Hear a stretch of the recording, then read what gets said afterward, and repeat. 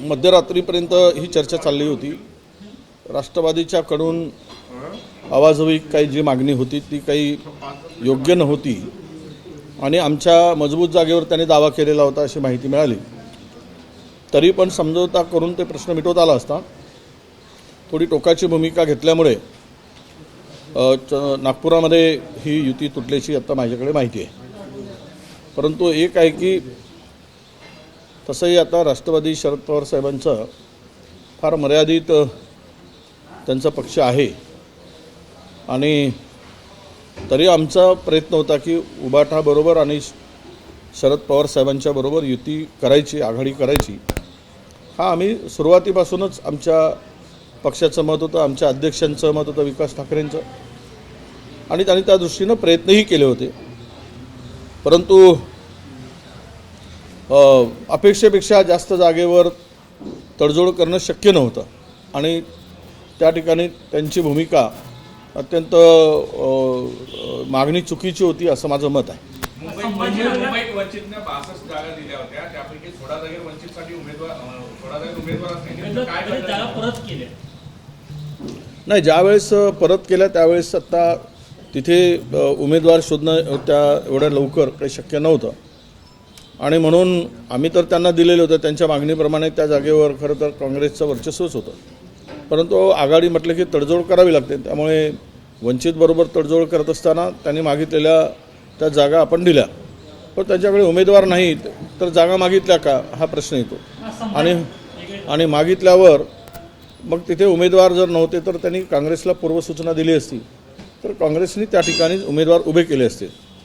यातून ज्या 16 जागेवर काँग्रेसही नाही आणि वंचितही नाही याचा अर्थ कार्यकर्त्यामध्ये एक चुकीचा संदेश या आघाडीच्या निमित्तानं गेलेला आहे। नगर परिषदेप्रमाणे परत महानगरपालिकेमध्ये 3 सत्तेतले पक्ष वेगवेगळे लढत आहेत, पुढील विरोधकांची स्पेस परत कमी करण्याचा प्रयत्न होता नाही, तो प्रयत्न नेहमी आणि साकल्यानं राहिलेलाच आहे, त्यामध्ये काही आपण हे नाही। आता एकदा अंतिम यादी येऊ द्या आणि कोण कोणाचे उमेदवार लढत आहेत त्यावर नंतर आपण बोलूच।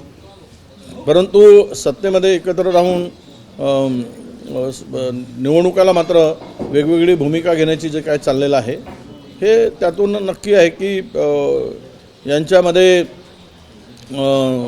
सत्ताधाऱ्यामध्ये समन्वय नाही आणि सत्ताधाऱ्यामध्ये एकमत नाही आणि सत्तेसाठी ते वाटेल त्या स्तराला जाऊ शकतात असा त्याचा अर्थ होतो। काँग्रेस भाजपवर आरोप करतो की चंद्रपूर महानगरपालिकेत काँग्रेसच्या ज्या तिकीट वाटप झालं त्याच्यातही घोळ झालं, तुमच्या समर्थकांच्या तिकीट कापल्याचा आरोप आहे। नाही, हे आता काही अंशी हे खरं आहे की पण त्याची जबाबदारी तिथल्या खासदारांनी घेतलेली आहे। आम्ही सर्व उमेदवार निवडून आणतो आणि आमच्या मनाप्रमाणे ते झालं पाहिजे तशी त्यांची भूमिका होती। त्यामुळे त्यांच्यावर जबाबदारी त्यांनी घेतल्यामुळे काही आमच्या समर्थकांना तिकडे समर्थक म्हणण्यापेक्षा काँग्रेसचे सिनियर लीडर होते, 4-4 वेळचे नगरसेवक होते, त्यांनाही थोडासा बाजूला करून त्या ठिकाणी त्यांनी भूमिका घेतली की जबाबदारी माझी आहे असं खासदारांचं मत आहे। तर त्यामुळे आम्ही त्यांना आग्रह केला की त्या ठिकाणी प्रयत्न केला, आमचे अनेकांनी प्रयत्न केला, पण त्यांची भूमिका एकदम त्या संदर्भात टोकाची होती आणि जबाबदारी घेतल्यामुळे त्यावर अधिक मला बोलण्याची गरज वाटत नाही। म्हणजे चंद्रपूर महानगरपालिकेत विजय झाला किंवा पराजय झाला तर खासदारांची जबाबदारी असं म्हणायचं तुम्हाला? नाही, आता असं आहे की कोणी ना कुणीतरी जबाबदारी घ्यावीच लागते, अंगावर घेऊन निवडणुका लढाव्या लागतात। मला महाराष्ट्र बघायचं आहे, शेवट महानगरपालिकेमध्ये महाराष्ट्रभर दौरा करायचा आहे, तर त्यामुळे तेथील जबाबदारी उमेदवार निवडीपासून त्यांना हवे ते उमेदवार पाहिजे होते जिंकण्यासाठी, त्यांचा निकष वेगळा होता। त्यामुळे अनेक सिनियर लोकांना, अनेक पक्षामध्ये अनेक वर्षापासून काम करणाऱ्या लोकांना ते निवडून येणार नाहीत अशी भूमिका किंवा त्याच्याकडे काही रिपोर्ट असेल त्या आधारावर त्यांनी ते उमेदवारी दिलेल्या आहेत आणि जबाबदारीसुद्धा आता त्यांची आहे, त्यामुळे त्यांनी जबाबदारी घेतली आहे। संभाजीनगरमध्ये प्रचंड राडा सुरू आहे, संभाजीनगरमध्ये प्रचंड राडा सुरू आहे, भाजपच्या इच्छुक उमेदवारांचा राडा आहे। किनेकर जे आहे, संजय किनेकर यांचा समजून काढण्याचा प्रयत्न या ठिकाणी होतोय। नाही, राडा तर होणारच आहे, कारण त्यांनी सर्वच पक्षामध्ये, आमच्याही पक्षामध्ये काही ठिकाणी उपरी लोक घेतल्याची चर्चा अनेक ठिकाणी तक्रारी येत आहेत. भाजपमध्ये सुद्धा तर हा मोठा प्रमाण आहे की बाहेरून आलेल्यांना उमेदवारी दिल्या गेली आणि त्यातून निष्ठावंतांना डावलल्याची चर्चा जोरात आहे आणि त्यातून झालेला हा उद्रेक आहे. खरं तर भारतीय जनता पक्ष हे वापरून घेऊन त्यांचा वापरा आणि फेका असं त्यांचे धोरण आहे. त्यामुळे आक्रोश जो संभाजीनगरमध्ये दिसतो आहे ते पक्ष निष्ठा सोडून पक्षातून बाहेर आलेल्या लोकांना भारतीय जनता पक्ष आता काँग्रेसची स्थिती जी होती पूर्वी ती आता भाजपची आहे असं म्हणायला हरकत नाही. भागवत कराड यांना इथे भाजपच्या नाराज कार्यकर्त्यांनी घेरलेलं आहे. प्रचंड नाराजी पक्षावर व्यक्त केली जात आहे संभाजीनगरमध्ये. नाही, आता संभाजीनगरमध्ये आघाडी होईल आता त्यांची युती होईल असं संकेत होते. पण कालपासून जे वातावरण निर्माण झालं आणि वेगवेगळे लढण्याचा निर्णय घेतला त्यामुळे कार्यकर्त्यामध्ये स्वाभाविक जागा देण्यासाठी स्कोप होता. परंतु हे सगळं वातावरण जे काही तयार झालं असेल तो त्या पक्षाचा अंतर्गत विषय आहे. त्यावर मी अधिक भाष्य करणं मला चुकीचं वाटतं. पण एक नक्की आहे की काँग्रेस आम्ही जे लढतो ते वैचारिक दृष्टिकोनातून लढतो. भाजप हे सर्व काही सत्ता मिळवत असताना निष्ठा काही ठेवायचं नाही. जिंकणं हाच निकष आणि त्या दृष्टीनं त्यांनी ते तिकीट वाटप कदाचित केलं असावं. मुंबई महानगरपालिकेत 16 ठिकाणी काँग्रेसने उमेदवारी दिलेली नाही आहे. मुंबई महानगर झालं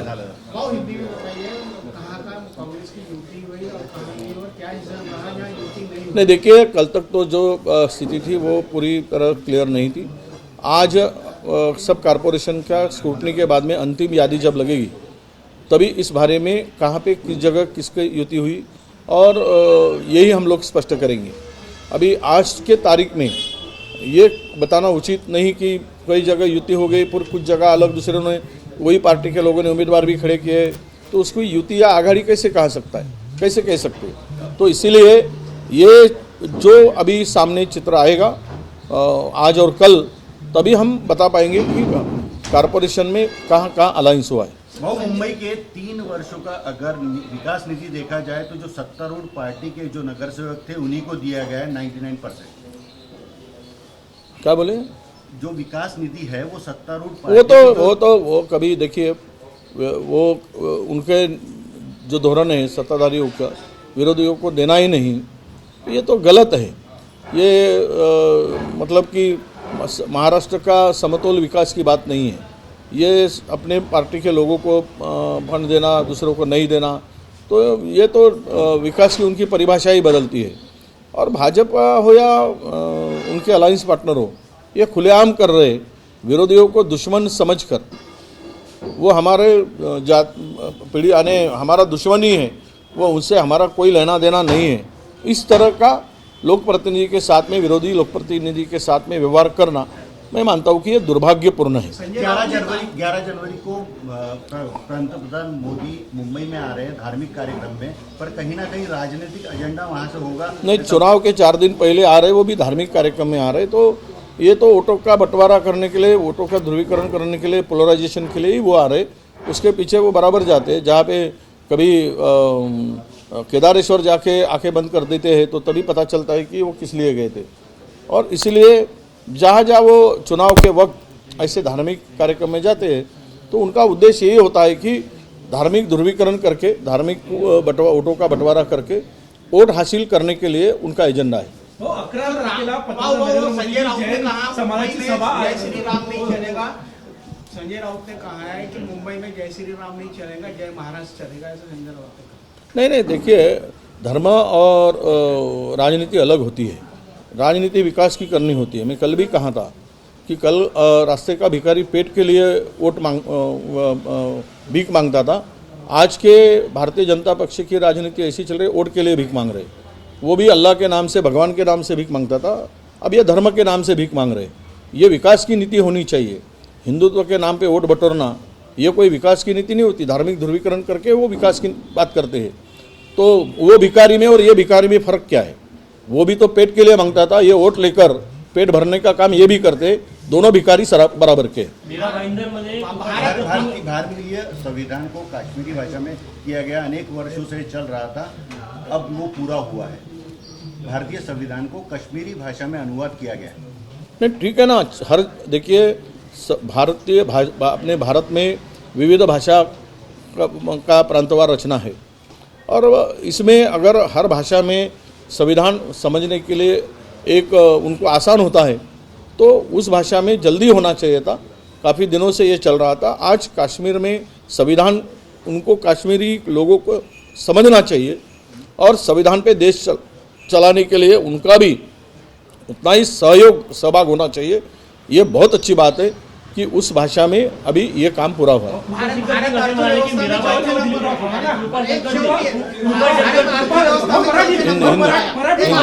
आखिरी हिंदी, हाँ। भारत अर्थव्यवस्था में चौथे नंबर पे आया कैसे? ये कुछ नहीं आया है, ये सब जुमला है, नया जुमला इलेक्शन के, वो नए नए जुमलों का एक नया और जुमला है। भारत की अर्थव्यवस्था ऐसी होती तो रुपया की कीमत बढ़ती, डॉलर की कीमत कम होती। तो ये तो यही बताता है ना, एक तरफ अर्थव्यवस्था को मजबूत हुआ करके चिल्लाना और अपना दावा पेश करना, तो दूसरी तरफ रुपया का गिरना। तो ये मोदी साहब ही कहते थे जब रुपया गिरता है तो सरकार की साख गिरती है, सरकारी इज्जत जाती है। तो अभी नहीं जा रही क्या? तो ये सब जुमला है, कोई अर्थव्यवस्था को मजबूती नहीं मिली है। जिस दिन रुपया डॉलर के बराबर आएगा तो हम समझेंगे कि भारत की अर्थव्यवस्था पूरे दुनिया में तीसरे नंबर पर है, दूसरे नंबर पर है, चौथे नंबर है, बताने को आसान होगा। मीरा भाईंदरमध्ये कृपाशंकर सिंग असे म्हणाले की भाजपचा उत्तर भारतीय महापौर बनेल. कृपाशंकर सिंग यांनी दावा केला. कुठे? मीरा भाईंदरमध्ये भाजपचा उत्तर भारतीय. नाही, आता उत्तर भारतीय जातो उत्तर भारतीय म्हणतो, बिहारी जातो बिहारी म्हणतो आणि ज्याला उद्या गुजराती जाईल गुजराती म्हणेल.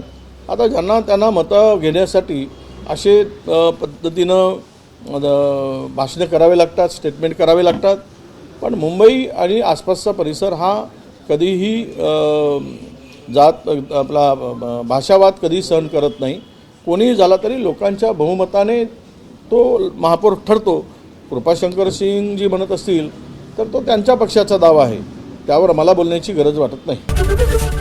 एबीपी माझा, उघडा डोळे बघा नीट.